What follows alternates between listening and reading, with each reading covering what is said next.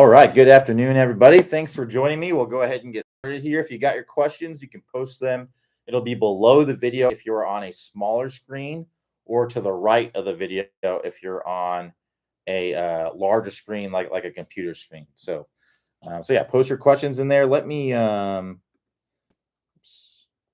refresh my chat here to make sure that I got the most up to date questions in there, and it looks like I do. All right, so we will start here with Dan. He posted his question on it was Tuesday. We didn't have office hours on Tuesday, but we'll answer Dan's question here. So Dan says, does a gain in swing speed count if I'm not hitting the ball? It's very hard to make good contact when I swing out of my shoes. All right, yeah. So let's talk about that a little bit. So there are things about it that are it does count, but it also, in a certain sense, it doesn't count. So it does count in the sense that you're swinging with 100% effort. You're training your neurological system to fire faster, right? And that's good. When you don't hit a ball, it allows you to kind of let it go and not worry about where the ball goes. On the other side of that, when you are doing speed training, you need to have absolutely zero regard for what happens with the ball flight, because that is not what you're training. You're not training accuracy, right? You are training speed. So, the speed number. So I don't count. So when I do speed training, or when I've done speed training in the past, I would only count I would have two things. I would maybe have one where it's my without the ball swing speed, and then I would have one where it's with the ball swing speed, right? And the one I'm most interested in is the one that's with the ball. But I'll tell you, I've worked on speed training, and my max number, the biggest number that I ever got was 129 miles per hour. It's the most fastest I ever swung. Only got it one time. Got some 127s and 128s, but only got that 129 that one time. It was not a good golf shot. I sure swung with a lot of club head speed, but it was not a good golf shot, right? That's not the goal of speed training. The goal of speed training is to raise your speed, right? And as your 100% effort, all out, everything you got, hit the ball with bad contact, swing speed goes up. And that doesn't always happen. Sometimes when people swing harder, they hit it better. But I don't typically hit it better when I try to swing as hard as I can. So that 100% effort swing speed, when that goes up, the playing speed is going to go up too, right? So what I would recommend doing is I would speed train hitting a ball, and let it go. Don't worry about where. Honestly, I don't care if you miss the golf ball. If you swing and miss the golf ball, I don't care. It doesn't really matter, because that's not what you're training. You are training the speed aspect. So that's what I'd recommend doing. So try to hit the ball, right? But if you top it, you hook it, you slice it, whatever, it just doesn't matter, because that's not what you're training, right? So it's a separate thing. You have to isolate the variable that you're trying to work on, and then nothing else really matters when you're working on that specific variable. So if you get that specific variable to go up, then all you have to do is get the get to where you can hit the ball with your playing speed, and that will go up. All right. So Al N says, why would my divots be deeper on the heel? I guess probably because you're coming down heel down, maybe. It's pretty rare. I don't really see that very often. It's almost always toe down. But yeah, if it could be that you need to flatten your clubs a little bit, and get fitted and get your clubs flattened a little bit. Sometimes that happens. If you're someone who's kind of shorter stature, right, not a real tall person, and you got standard length clubs, and you probably need a little bit flatter clubs. I don't know if you all know who Fat Perez is. but he's like a YouTube personality. He's not a real big guy as far as height is concerned, but he has I was listening to some interview. Somebody talked about like his club. He was kind of talking about his club specs or whatever, and he's like he's flat. He flattens his irons a little bit, right? So because he would probably be coming in heel down if he didn't. He's a good golfer. He's like a +1 or +2 handicap or something like that. So yeah, it could be, if you're a shorter guy and you got standard length clubs, or you got clubs off the rack, or you don't really know what the specs are of your clubs, that's about the only reason I would know of. It's not usually or maybe you have maybe you were fitted for upright clubs, right? Maybe you're fitted for clubs that were more upright, and maybe you worked on your swing and you got to where you're actually coming through and not standing up, because that's usually what raises the handle and what causes people to get those clubs flattened out is they're coming into contact and they get the toe down, right? So they're coming into contact like that. Well, for a lot of people, if you have standard length clubs, well, that's going to put you toe down, right? So if you get upright clubs, that helps that toe get a little less down. So if then let's say you get 2-degree upright clubs, and now you fix that, and now you're coming into contact and you're like this. Well, now the upright club is too upright, and you could be coming in heel down. So what I'd recommend doing, if you're getting heel down divots, it's not necessarily if you're getting heel down divots, that's usually indicative of you doing good things in your swing, right? Because if you're getting the hands, because that's what makes the heel go down lower, is the hands are getting lower. So if the hands are getting lower, then that typically means that we're swinging the club pretty efficiently. When the hands get higher through contact, a lot of times that means we're not swinging the club as efficiently. So that would kind of be, what could be going on is maybe not fitted for the clubs properly, or we got upright clubs and don't need them, or whatever it might be. So Larry Williams says, what is a quick drill for tempo? Favorite drill for tempo is just a half backswing, full follow through drill. Because typically this solves a lot of the issues or reason people who have bad tempo. And this one just kind of helps you to kind of feel what you need to do. So I would do it with a wedge. Because again, a lot of the times why people have bad tempo is because they're trying to crush the golf ball, right? So if we have the feeling that we're not trying to crush the golf ball, we're just taking like a half swing, and then we can carry that same rhythm and tempo to the full swing, then we'll be in good shape. So what I would do is I would just start out with some practice swings at first, just like I'm kind of set up here. And I'm going to get my normal setup. I'm going to use a wedge, and I just do practice swings. And what I'm going to do is I'm going to shift to my right a little bit. I'm going to start swinging this club back. As soon as I start swinging this club back, I'm going to start going forward. And then that's going to give me a little bit of a change of direction. I want to keep my hands nice and soft. So a big reason why a lot of people are quick in the swing is just because they have bad sequencing, right? So they shift to the trail side, all their weight is on their trail side, and then they come down really fast. We want to have a little bit of flow to the swing, right? Little bit of flow to the swing. Think about like all the smoothest swings that you see, right? All the smoothest swings that you see, they have proper sequencing, right? Freddie Couples, the Big Easy, Ernie Els, right? A lot of these smooth, what look like smooth swings, they're smooth because they have the proper sequencing, right? And that's really what it comes down to, is getting proper sequencing. And this drill is a really good one to help you to get that. So again, normal stance, wedge, shift to my trail side. That's what starts good sequencing. A lot of people don't shift weight to their trail side to start the backswing. If you don't do that, you're going to basically have bad sequencing from the get-go, right? You're going to be basically all arms, coming through contact. So what I would do is shift to the trail side to start.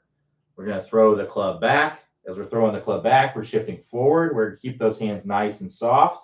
And then we're going to accelerate our body through the ball. We almost want to imagine like if my arms were like relaxed and like wet noodles, right?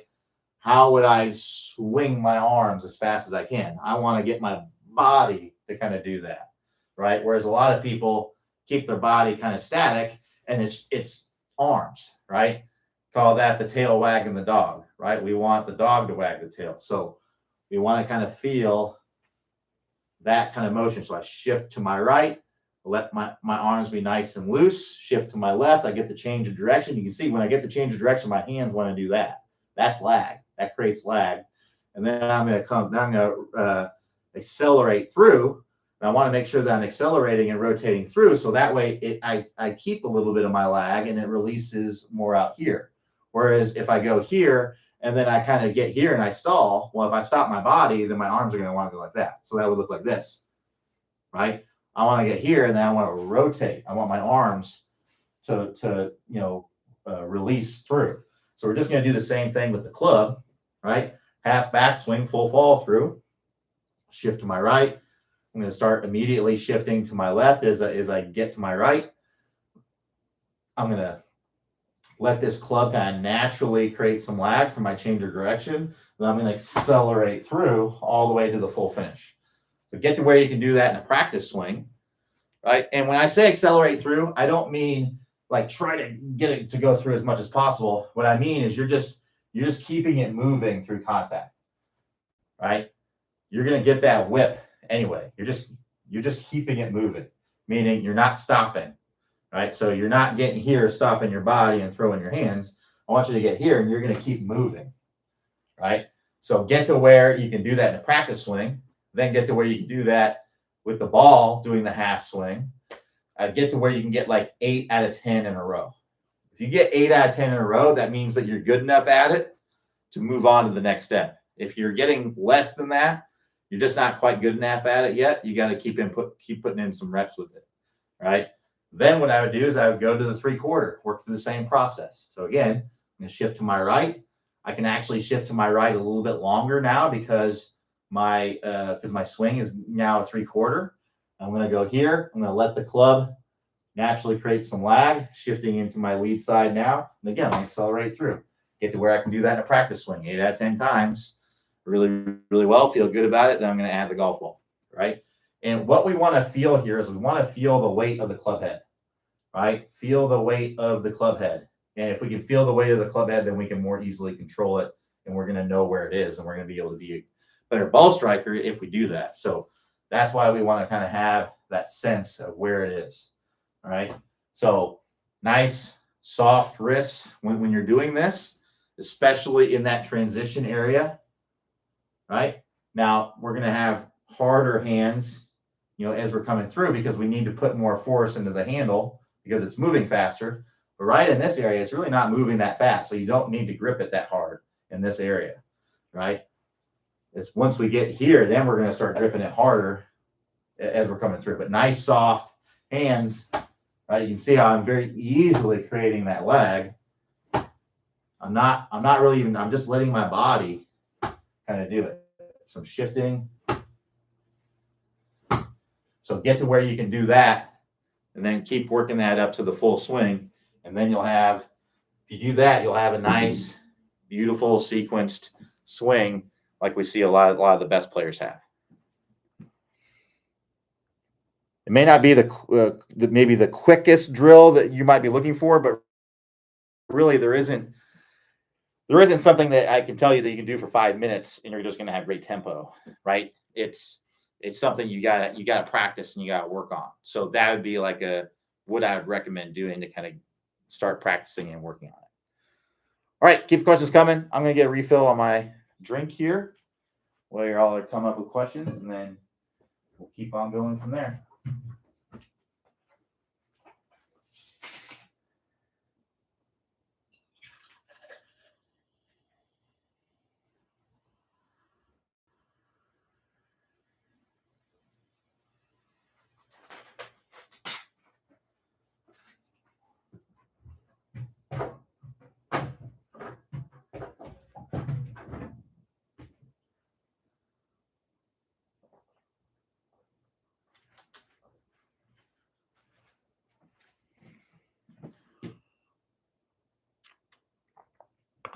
All right.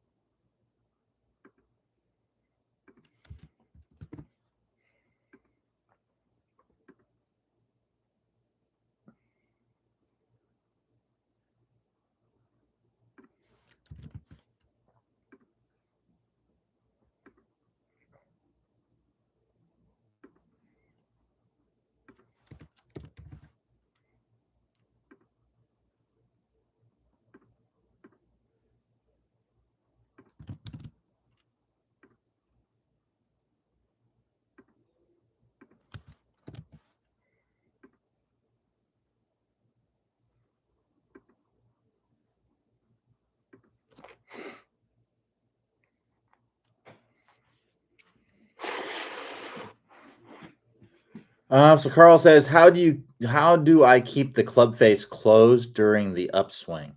Well, I mean, it's going to be more with your wrists, right? So if you're opening up the face too much, it means that you're rolling over the wrists maybe too much, or you are cupping the wrist. So if I cup my wrist, that's going to open the face. If I roll my wrist, right? If I have it like this and then I roll it, right? That's going to open up the face. So I mean, there's going to be some open. You're going to be opening up the face. You're not keeping the face closed, right? You definitely need to roll your arms some. You don't necessarily need to cup your wrist. You don't necessarily need to bow your wrist, right? There's different. There's different. Based on the grip, because your grip and how you in your wrist angles and your wrist conditions, those need to match up together. So, for example, if I have a weaker grip, if I want to have a pro-like kind of swing and pro-like kind of face control, I'm gonna need to bow my wrist, right? Because if I'm like this at address, because typically if you have a weak grip, you're setting up kind of like this, and even if you're not, you're kind of setting up like if you're setting up with your hands forward, well, you're gonna have some bow in your wrist when you do that, right? So if you're setting up like this with a weak grip. But anyway, if I just have my grip like this and I push my hands forward and I don't change my wrist angle, well, look what happens. The face is wide open. So I have to bow my wrist to get that face to square up, right? So that's why pretty much every top level player that you see that has a weak grip bows their wrist, right? John Rahm, Victor Hovland, Brooks Koepka, all these players, Colin Morikawa, all these players, weak grips, bow the wrists. Now, if you have a neutral grip, right, or I'm more like this, so this would be weak, where like my thumb's kind of going straight down the side. Neutral would be kind of where my lead hand's a little bit more on top, trail hand's a little bit more under. Well, typically you're going to have a flat wrist angle at the top of the swing, right? And you're going to keep it relatively flat to bowed as you're coming into contact, right? Players that match that, a lot of players that match that, but basically like Tiger, Adam Scott would be to name a couple. They have neutral grips, have flat to slightly bowed wrist angles throughout the swing. So like Tiger, for example, neutral grip, top of the swing, it's flat. He basically brings it down here, and it's a little bit bowed. And then when he comes into contact, he releases some of that bow, and it's pretty flat at contact, right? So that's kind of the way that he does it. Adam Scott kind of keeps it flat the whole time. It's flat here, it's flat there, it's flat there, and it's flat at impact. He just kind of keeps it flat the whole time. So everybody's a little bit different there. Now, on the other side of that, if you have a strong grip, so now that the lead hand's even more on top now, trail hand's more under, right? You're actually probably going to have a little bit of cupping in your lead wrist at the top, just a little bit. Now, obviously, you can get excessive with that. It doesn't mean you can just cup your wrist as much as you want if you have a strong grip. It just means that usually a little bit of cupping gets the club face in a good spot if you have a really strong grip. So yeah, generally what I recommend doing is to use the grip that matches the wrist angles that you do naturally, because it's much easier to change something in your setup than it is to change something dynamically that's happening in the swing, right? So what I mean by that is it's so much easier to just grip the club differently, because I can just do that right now, right? Than to try to change what my wrist positions are throughout the swing. It's just more difficult to do that. So I would look at your swing and then look at the wrist angles that you naturally kind of do, and then I would adjust accordingly. So, for example, let's say you have let's say that you have a flat wrist at the top, right? And you have a weak grip. Well, I would go to more of a neutral grip because that's going to match more of what you're trying to do, right? Let's say that you have a cupped wrist at the top. Very common. You have a cupped wrist at the top. Well, I definitely go with a strong grip. And then depending on how cupped your wrist is, you may actually need to have less cup in the wrist too, right? Now, if you naturally have bow in your wrist, something I've never seen before, pretty much everyone who I've ever seen who has a bowed wrist is typically trained that into their swing. It's not something that was just like natural that they did. A lot of times it's something that they've trained into the swing. And the reason why a lot of people train a bowed wrist in the swing is because you kind of get two birds with one stone with it. Essentially, what you get is you get closing of the face, but you also get shallowing of the club. Because if I go like this and I bow my wrist, you can see how that also gets the club to kind of drop more behind my hands. So it's a way to shallow out the club. And it's also a way to get the club face more closed. So that's why you'll see a lot of players doing that, but it's not required. In fact, I only really think it's good for players that already have quite a bit of swing speed. Because if you try to bow your wrist, a lot of times you will lose club head speed because our grip is not as strong, or the force that we're able to put into the handle is not as high from a bowed wrist position. So you can just test this right now. Clench your fist as hard as you possibly can in your lead hand. Make a fist and clench it as hard as you can, right? Well, when I do that, I naturally have my wrist kind of like this, a very neutral position. That's what everyone's pretty much going to do. Now, if you keep that same clenched fist and then try to bow your wrist, it's very difficult to bow your wrist and then also maintain the same amount of pressure in your fist. Like naturally, you kind of want to either you're going to have a really hard time bowing the wrist, or you're going to actually kind of loosen up your fist a little bit to be able to do that more easily. So why is that important? Well, the amount of speed that we can generate is pretty much directly related to how much force we can put into this handle, right? So if I can't put a lot of force into this handle, I'm not going to be able to create a lot of club head speed, because if I do, the club's just going to come flying out of my hands. That's not going to work, right?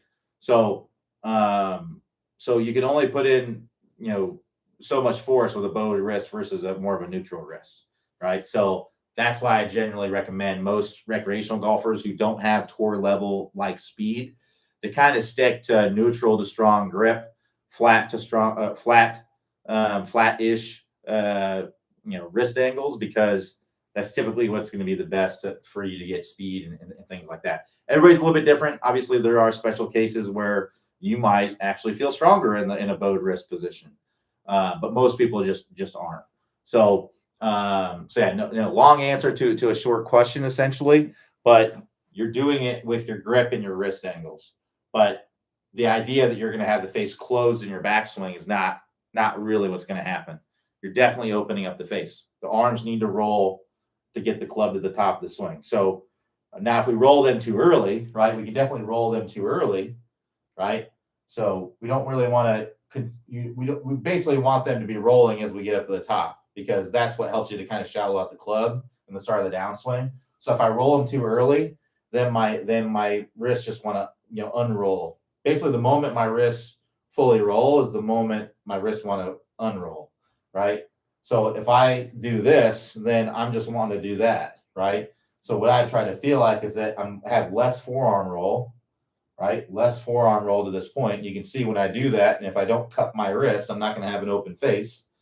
And then I'm going to kind of roll. My wrists are going to kind of roll as I get up to the top and as I start my downswing. And now I'm able to shallow out the club because I'm able to kind of continue to roll my wrists. And now I can start to unroll my wrists from there. So that's kind of the way that I would kind of look at it.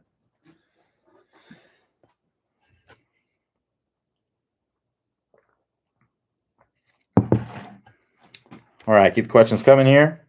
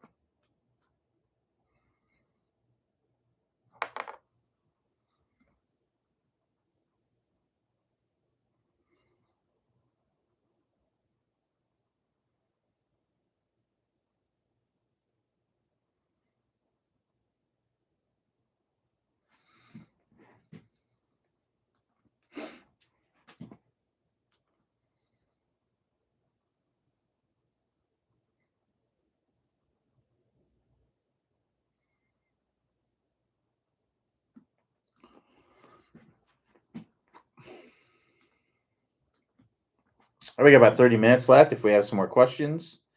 If not, I'm just going to be answering emails and stuff while you guys come up with questions.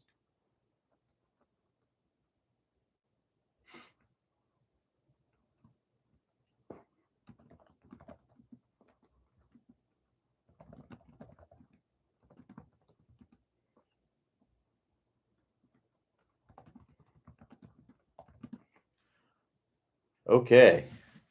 So Ray has a bunch of questions here, it looks like.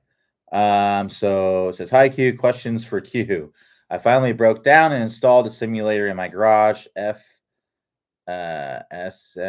so lots of great data is displayed, but some of it is challenging to understand. I figured you of all people could help me. Efficiency, aka smash factor. What is the range I should be aiming for? Good efficiency. I vast between low 120s and my highest of 142. That's going to depend on the club, right? So what the smash factor is that's your ratio of ball speed to club head speed, right? So if you have a ball speed of 150 miles an hour and then you have a club head speed of 100 miles an hour, that would be a smash factor of 1.5, right? Now I say 1.5 because that's basically what a driver would be. Like a good drive would be 1.5, right? That means that you're hitting it solidly in the middle of the face, not wiping across it, right? You're hitting it at the sweet spot. But different clubs are going to have different smash factors, right? A wedge might be in the 120s, right? Depending on how you hit it. A chip is definitely, it's going to be less, right? So it's really dependent. So what you can do to kind of have an idea is to do a Google image search for Google TrackMan or PGA TrackMan averages, and you will see a chart that shows you for every club, right, the average tour player, right? It's going to tell you what the average launch angle is, what the average smash factor is, the ball speed, the club head speed, the average carry. A lot of the numbers that you're seeing on there is going to tell you what the average is, right? So that'd be kind of a good way to kind of see where you're at, where you're stacking up. But yeah, the smash factor is going to be dependent on the club. Higher lofted clubs are going to have lower smash factors. It doesn't mean you're hitting it worse. It just means it's more loft, so it's not going to compress the ball as much, right? So there's that one. What are some drills to improve efficiency? Well, it really depends on why you're inefficient, right? So basically, what's happening is if you are not if you don't have a high smash factor, that means you're either not making good contact with the ball, and that could mean a lot of things. That could mean I'm hitting it off the toe, I'm hitting it off the heel, I'm hitting it thin, hitting it maybe too high on the face. Also, if I'm chunking it, right, I'm not the ground is taking up the energy of the club, and that's not transferring to the ball as much, right? So if you're chunking it, that could be part of it. So those are kind of be the things that I'd be looking at. Shaft lean is another thing. You can transfer more energy to the ball with shaft lean because when you look at the loft of the club, right? So this is like basically like a pitching wedge. Pitching wedge is going to be roughly 46 degrees or something like that. There's a big range there nowadays because a lot of the club companies have lowered the lofts on a lot of their clubs because they're putting so much weight in the bottom. So that way they still go high with a little bit of loft. So like I've seen pitching wedge specs that are like 42, 41 degrees, and that's not typical. It's just like game improvement clubs are like that. But anyway, let's say that the loft of this club is 46 degrees. Well, that 46 degrees is when the shaft is straight up and down, right? If I go like this, well, that de-lofts the club, right? And I'm going to be transferring less loft, and less loft is going to be more energy transferred to the ball, all things equal. So getting more shaft lean is another way. So basically, if you're looking for drills to improve your efficiency, the Top Speed Golf system, that's it. That's what puts you into positions to do that. The Ball Striking Masterclass, which is a course that we offer. I don't know when we're going to offer it next. We used to offer it very frequently, but the focus of our team right now has been getting the blue brick up and running.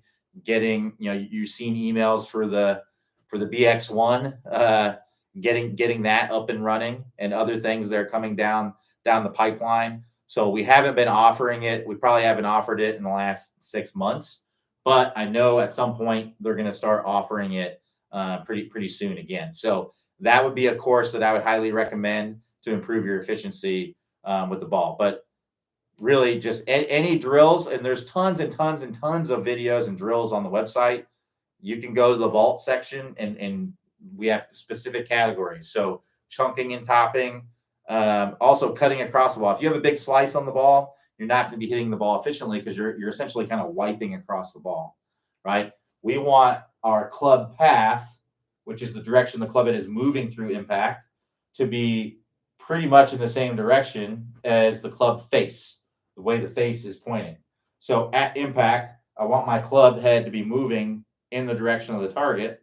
So this would be into out, into out, into out. I turn the corner. Now I'm pointing in the direction of the target. Then I'm out to in, out to in, out to in. I want that to be pointing pretty much in the direction of the target.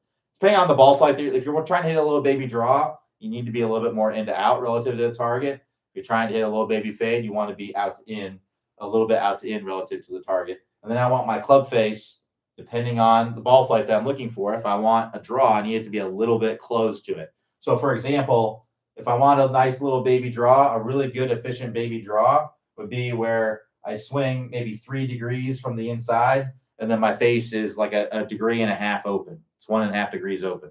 That will get my ball to start to the right, and then draw back toward the target, just a small amount, right? It's only going to be starting about 1.5 degrees to the right. A little baby fade would be the opposite, like 3 degrees left, 1.5 degrees closed face. Now, you're hearing me say closed face, close to the target. It's open to my path. So it's 1.5 degrees close to my target, but 1.5 degrees open to my path. The 1.5 degrees open to my path is going to get the ball to fade, right? If I want to hit it dead straight, I want 0 degree path. I want 0 degree face angle. If we have big numbers, like we got a club path that's like 8 degrees out to in, and then we got a club face that's, that's really open or whatever, and we're really cutting across the ball, well, then that's going to hurt your efficiency as well. So if you're in that situation, I would be doing the 20-minute shallowing fix, because that helps you to get those lined up pretty well. Basically, we get to where we hook the ball, right? So we go from the slice to the hook, and then we tone it down to get it in between, right? So that's what the 20-minute shallowing fix would be. So, but the top speed golf system, that's the technique that helps you to hit the ball with more efficiency. The ball striking masterclass, that's going to be the skill acquisition. So just getting better skill, because it's not just technique. You can make your swing look like, Rory McIlroy. It doesn't mean you're going to be Rory McIlroy, right? The best players in the world have the technique, and they also have the skill, right? And they also have the mental game. They're the full package, right? So I think a lot of people are really obsessed with technique, and technique is very important. Don't get me wrong, it's very important, but it's not everything, right? So I've seen people get really obsessed with technique and try to get their swing to be perfect, and then they're really confused and frustrated when they're not playing as well as they like. Well, you gotta have the skill acquisition as well. I'm sure you have a friend or friends that don't look like they kind of have maybe like a unique swing, or maybe don't have the best swing mechanics, but they play pretty well. They get it around pretty well. Well, those players have high skill, right? Their skill is pretty good. Maybe their technique isn't the greatest, but their skill is pretty good. So, Phil Mickelson is kind of one of those guys in that category, I would say. Doesn't have, don't get me wrong, Phil Mickelson has a great golf swing. I'm not saying his swing is bad or anything. I'm saying from a technical standpoint, compared to his peers, right, compared to other players, it's not as, technically sound, right? But I tell you what, Phil Mickelson makes up for it with an absolute ton of skill, right? And also just knowing how to play the game. If you listen to him talk, I mean, he's a golf nut. He's a guru too. Like he knows, it's kind of funny, that interview a long time ago where he wore like the leather jacket. I can't remember the guy that worked for Golf Channel. Works on Live now. Can't remember his name, but he had that show on there, and he interviewed Phil Mickelson, and he told him, and I don't know if he was just trying to be funny or what, but he's talking about how, the grass is this and that, and this is going to go a little bit farther. And I know, and he just kind of gets it all kind of dialed in, and that's what really, helps him. So yeah, but those would be the things. I wish I could just give you a drill, like, oh, you're just going to be more efficient, right, with this, but that's not really the way that it works. It's practice. It's working on the right things. So if you struggle with chunks, go to the website and search chunks, and there'll be tons and tons of drills. If you're on a simulator, I'm assuming that you are hitting off of a mat. What I would highly recommend that you do, where's mine? Thought I had it. around here somewhere. Up there it is. What I highly recommend that you do is you get a roll of masking tape or painter's tape. So that's this right here. And what I recommend is like 1 inch thick. That's exactly what this is. And what you would do is you take some tape. Just take a little piece of tape here. I'm going to place it. Imagine this is your mat. Place it on the mat. I'm going to put the ball 1 inch in front of that tape. So basically the back of the ball is 1 inch in front of that tape. And the reason why I say 1 inch tape is because I can just look down and be like, okay, is the ball the thickness of the tape in front of the tape? If it is, it's in a good spot. Well, if I'm struggling with thins, what I'm going to do is I'm going to actually try to make a deep divot, but I got to avoid this tape, right? So I'm really going to kind of come down and hit that mat hard, but I got to miss the tape, right? Now, if I'm struggling with chunks, I got to make sure, hey, what do I need to do to miss that tape, right? Because let's imagine like that ball is still there. If I hang back and I chunk it, well, look what happens. I'm going to hit that tape, right? If I come in and I get my weight forward, well, now I'm making good. I'm hitting the mat. I'm making the ball first contact. But if I hang back, it's going to be tape, right? I actually like when the tape comes up when you hit it. The one thing I like about the tape is it's a pain in the butt, right? You got to put that tape down every single time you hit it. You got to come up with a new thing of tape. And you might end up using a lot of tape if you don't get better. So it kind of motivates you a little bit to get better. You know, it's a big reason why a lot of people think that they're great on the range, but they're bad on the course. Well, when you're on the range, a lot of times you hit bad shots, you just forget about them. They don't sting. They don't hurt. It's just, oh, I just hit a bad shot. I'll just roll over another ball, right, and hit another shot. Well, you hit that bad shot on the golf course, you'll remember it most likely, and you'll remember it for sure if it's penalty strokes or if it really makes you have a bad hole, right, ends up being a big number. You'll really remember it, right? But that shot is not memorable on the range. On the course, it can be very memorable. That's the one that you remember, and that's the one that stings, right? So yeah, that's what I would recommend doing. Look at where you're hitting the ball on the club face. Get some foot power spray. This is what we'd recommend. The Dr. Scholl's Odor X Ultra Odor Fighting All Day Protection. It's got Sweat Max technology in there. I don't know if that helps with the golf part, but you can also use it for your shoes if you want. But spray some on the club face. You hit the ball, it's clear as day where you're hitting it on the face, right? So yeah, definitely recommend that. And if you're, like I said, if you're hitting off, anybody who's hitting off of mats, I would say if you want to be a good golfer, you struggle with chunks and thins out on the course, I would say it's basically a requirement to use that tape if you want to get better if you're hitting off of mats when you're practicing. Because what ends up happening when you hit off of a mat, it actually is better when you hit off of a mat to get a better shot, to get the ball to go farther, right? It's actually better to hit a little bit behind the ball, because what ends up happening is, I'll kind of try to show you here. What ends up happening here, if we imagine like my hand is the club, right? And it's coming in and I hit back here, right? Well, my club is going to kind of compress the mat. It's going to kind of push it down. And it's essentially what's going to happen is the chair is going to get pulled out from underneath the ball. So that ball will kind of be suspended in air a little bit. And then the club is coming through as it's digging into the mat. And then you hit it a little bit higher on the face. Well, if you hit it a little bit higher on the face, you're going to get a higher launch and lower spinning shot. And the ball will typically go a little bit farther. A lot of times like 10 yards farther. If you've ever had a lie where the ball is like sitting up, like a lie in the rough, where the ball is like sitting on top of the grass and you come through, you catch it a little bit higher on the face, right, than maybe what you're normally catching it. And then that ball, then you end up hitting it maybe over the green when that happens. And you're like, well, dang, all I did was hit an 8-iron and it went 180 yards, right? Well, you caught a flyer, right? It's what they call a flyer lie. And that that's basically what happened there. So that can happen on a mat every single time if you're hitting behind the ball.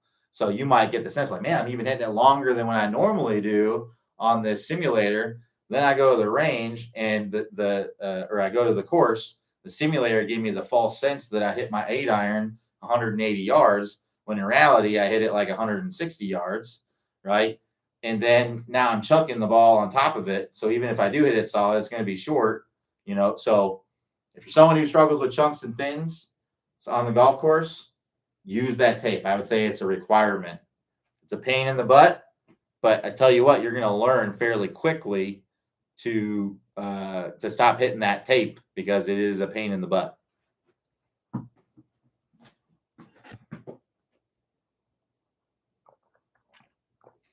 All right, so Ray goes on to say, inside to out swings, what is the standard degree range I should be looking for? Does it differ between types of clubs? It's only going to differ in the kind of shot that you're trying to hit. So if you don't want a lot of curve on the ball, you want to be very close to zero as far as in to out is concerned, as close to zero as possible, right? The best players in the world are going to be within a few degrees on either side of zero. So definitely want to be close to zero. If you're trying to put a big hook on the ball, right, you're practicing like a special shot or something like that, you definitely want more in to out relative to the target, and then you want the face a little bit more close to your path to get the ball to hook, right? Same thing if you're wanting to fade it, right? So if you're wanting to hit it straight, pretty much zero is what you're looking for. Zero face, zero path is what you're looking for. And if you're wanting to be like a little drawer of the ball, you want to hit little baby draws, I wouldn't go more than 4 degrees would be like a little bit too much. 0 to 4 degrees into out with the face a little bit close to the path will help you to get nice little baby draws. And then what face angle should my irons have when striking the ball? It's basically the same answer, right? It depends on the ball flight that you're looking for. So if you want to draw, your face needs to be a little bit close to your path to get the ball to turn over. If you want to fade, you need the face to be open to your path to get the ball to turn over, right? Or to get the ball to fade back. If you want it to be straight, you want your face to be zero, you want your path to be zero. So as I mentioned before, a little baby draw, I could say 4 degrees into out, 2 degrees open with the face.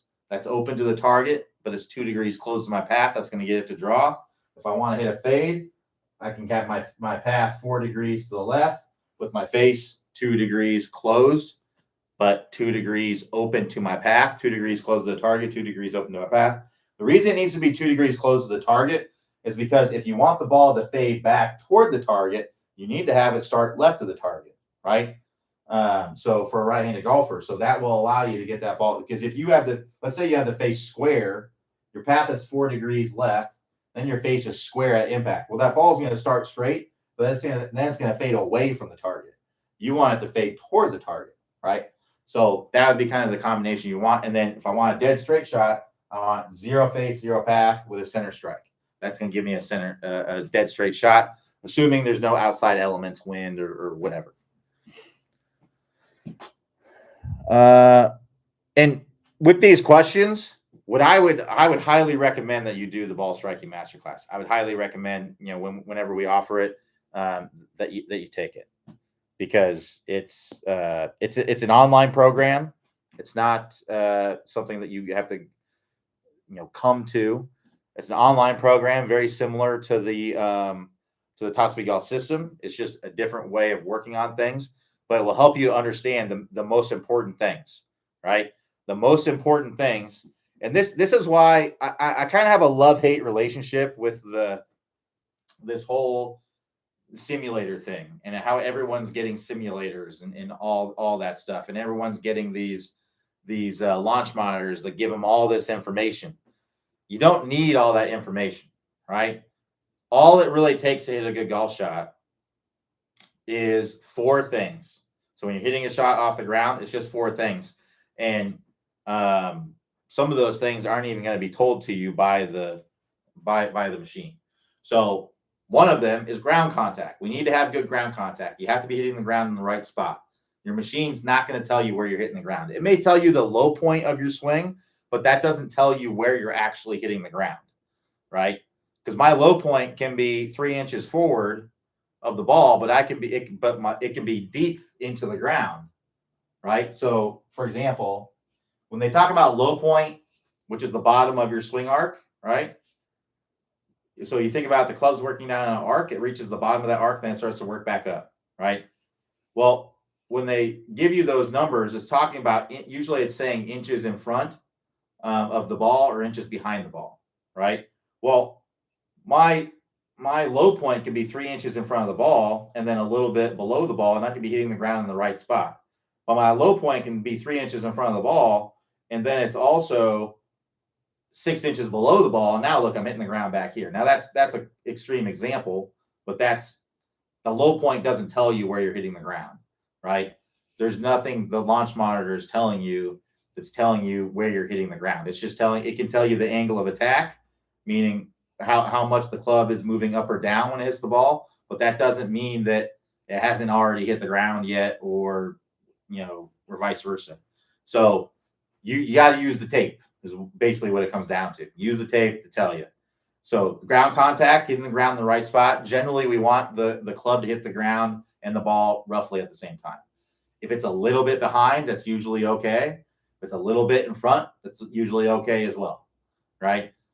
Because the ball, when it's on the grass, it's sitting up on the grass, right? There's ground underneath it. The grass holds the ball up a little bit, right? So there's usually a little bit of airiness between the ball and the in the actual surface of the ground. So that's why when I say do the tape, put it an inch in front, that's giving you that little leeway that you're going to have, right? If you had to hit the ground in front, literally in front of the ball, then the tape would actually be, right where the ball is, right? And that's not really what we're looking to try to do. You can actually hit a little bit behind the ball and still hit it very solidly, a little bit. Obviously, you get to excessive, it's a chunk, but usually, and some of it depends on how down you're hitting. So if you hit, let's say you hit an inch behind the ball and you're hitting really down on the ball, well, that could be more problematic, right?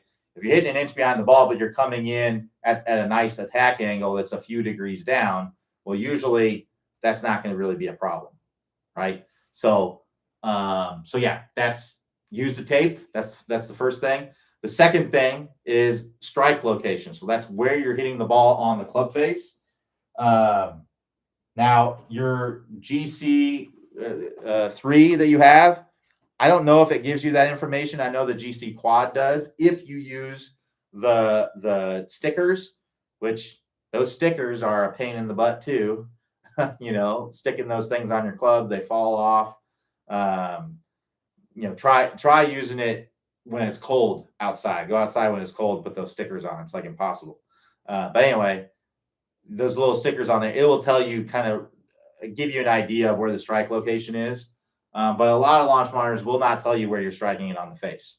But it's basically one of the most important things when it comes to hitting the ball solidly and being consistent, right? So using the foot power spray. Another thing that you can do is the dot method. So this is basically where you would take like a dry erase or washable marker.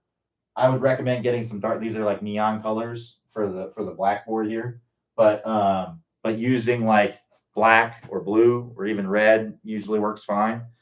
But like the Expo dry erase markers with the bullet tip, it doesn't have to be a bullet tip, but the bullet tip works the best because it matches the shape of the dimple a little bit better. The chisel tips, which are the more popular one, it's got like a point. It will still work just fine. It just doesn't match it quite as well. So bullet tip is what I'd recommend. You fill up a dimple on the ball with that ink, and then you situate that dot on the back of the ball. So that way, when you hit it, it will rub off on the face, and then you'll see clearly where you hit it. You can use a Sharpie too, but it's a little harder to rub off.